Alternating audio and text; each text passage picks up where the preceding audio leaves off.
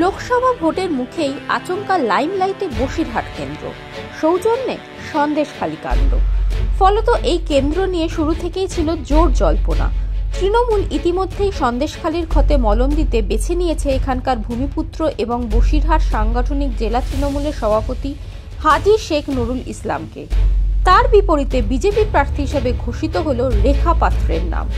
কে এই রেখা পাত্র, যাকে মুখ করে বিজেপি এরকম গুরুত্বপূর্ণ কেন্দ্রে পার করাতে চাইছে ভোট বৈতরণী? আসুন দেখে নিন। বসিরহাট কেন্দ্রে বিজেপি প্রার্থীর নাম ঘোষণা হতেই চমকে ওঠেন সকলে। হেভিওয়েট প্রার্থীর বদলে রাজনীতিতে আনকোড়া এক গ্রামের বধূকে কোন অঙ্কে বেছে নিল বিজেপি?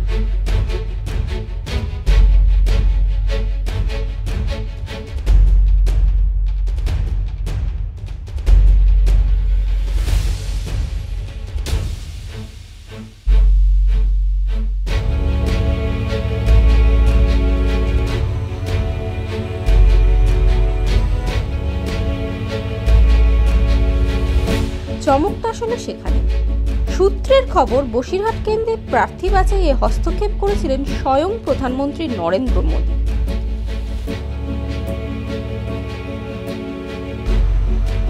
রাজনীতিতে নতুন মুখ রেখা।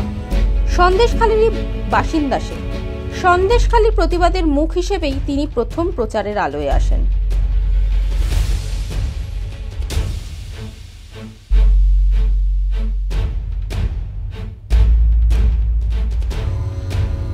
রেখা পাত্রই হলেন সেই মহিলা যিনি প্রথম প্রতিবাদের বিরুদ্ধে গর্জে উঠেছিলেন।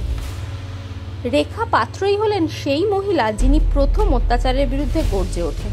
তার অভিযোগেই শিবু হাজরার বিরুদ্ধে এফআইআর দায়ের করতে বাধ্য হয় পুলিশ। এভাবেই সন্দেশখালী আন্দোলনের মুখ হয়ে ওঠেন রেখা। গত 6ই মার্চ বারাসাতে সভা করতে এসে নির্যাতিত মহিলাদের সঙ্গে নিজে কথা বলেন প্রধানমন্ত্রী নরেন্দ্র মোদী। সেই দলে ছিলেন রেখাও। বহু জল্পনা আলোচনার শেষে এই প্রতিবাদী মুখকেই টিকিট ভারতীয় জনতা দলের। এই চমকে রীতিমতো হতবাক রাজনীতির একাংশ। রেখাদি, আপনি সন্দেশখালীর একজন প্রতিবাদী মুখ। বসিরহাট লোকসভায় ভারতীয় জনতা পার্টি আপনাকে প্রার্থী করেছে, কি বলবেন?